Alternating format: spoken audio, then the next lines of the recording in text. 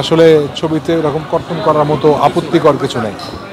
আর বড় কথা হলো যে ফিকশন ইজ এ ফিকশন। গল্প, কাহিনী, চিত্র বাস্তবের সামান্য ছোঁয়া থাকে ছবির সঙ্গে। বিশেষ করে আমাদের বাংলাদেশে একটা সবচেয়ে বড় যেটা থাকে সেটা হচ্ছে প্রেম, ভালোবাসা, ছবির প্রতি আবেগ।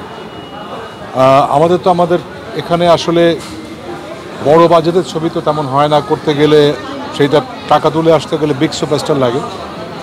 এই ধরনের ছবি কিছু কিছু ক্ষেত্রে হয়। অনন্য মামুন চেষ্টা করেন এগুলো বলতে। আমি তার সঙ্গে আরও একটা কাজ করেছি, আবার বসন্ত, সেটাতে পুরস্কারও পেয়েছিলাম।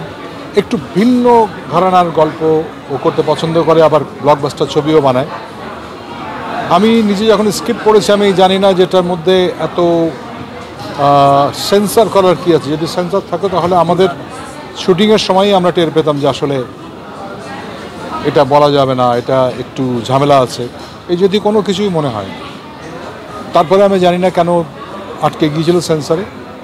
তবে থ্যাঙ্কস টু দ্যাট মানে সেন্সার সার্টিফিকেশন বোর্ড, যে তারা ছবিটা পুনরায় দেখেছেন আপিলের পরে এবং দেখে তারা মতামত দিয়েছেন, প্রশংসা করেছেন এবং খুব সামান্য অংশ কর্তন হয়েছে বলে আমি শুনেছি। এবং আপনি যদি দেখে থাকেন আপনি দেখবেন যে আসলে ছবিতে এরকম কর্তন করার মতো আপত্তিকর কিছু নেই। আর বড় কথা হলো যে ফিকশন ইজ এ ফিকশন। গল্প, কাহিনী, চিত্র বাস্তবের সামান্য ছোঁয়া থাকে। মানে একটা লোক প্রেমে পড়লে কি ওই যে শাকিব খান যেভাবে হাতটা নিয়ে গান গায় এরকমভাবে গান গায় নাকি? ওটা তো হচ্ছে কল্পনা, এবং সেই প্রেমটাকে আরও পর্দায় ভালো রসায়ন দিয়ে জমিয়ে তোলা।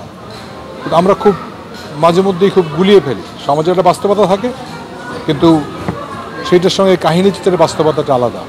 স্যার, আমি আবার বসন্ত, মেকআপ, সেই জায়গা থেকে যদি বলি, মানে মূল প্রোটাগনিস্ট মানে আপনাকে কেন্দ্র করে গল্প সাধারণত মানে বাইরের একটা ছোঁয়া আমাদের সিনেমাতে আপনার মাধ্যমে আমরা দেখব বিষয়টা। Thank you. আপনি যদি আমাকে এই কথা বলেন যে আমার মাধ্যমে একটু অন্য ছবির ছোঁয়া আপনারা পান, তাহলে আমি কৃতার্থ মনে করি নিজেকে। আবার বসন্ত একেবারেই অন্য ঘরানার ছবি। আমি বলবো না এটা অসম প্রেমের ছবি, কেননা প্রেম আসলে অসম হয় না। প্রেম তো প্রেমই, বয়সের পার্থক্য আছে। মেকআপ আমাদের কি বলা যায়, এটা শোবিজকে নিয়েই করা, সেখানে পলিটিক্স থাকে, ডমিনেশন থাকে, অনেক কিছুই থাকে। সো আমি খুব কৃতার্থ আমার অন্যান্য মেকারদের প্রতিও।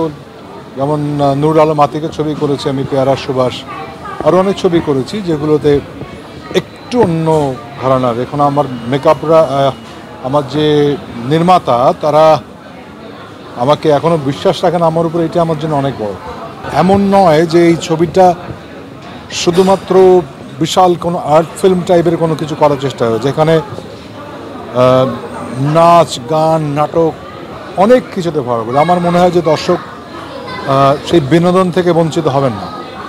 তো আমি আমাকে যারা ভালোবাসেন এবং যারা ছবি দেখতে ভালোবাসেন, ভিন্ন গল্প পছন্দ করেন, তাদের সবাইকে অনুরোধ করব আপনারা হলে এসে ছবি দেখবেন।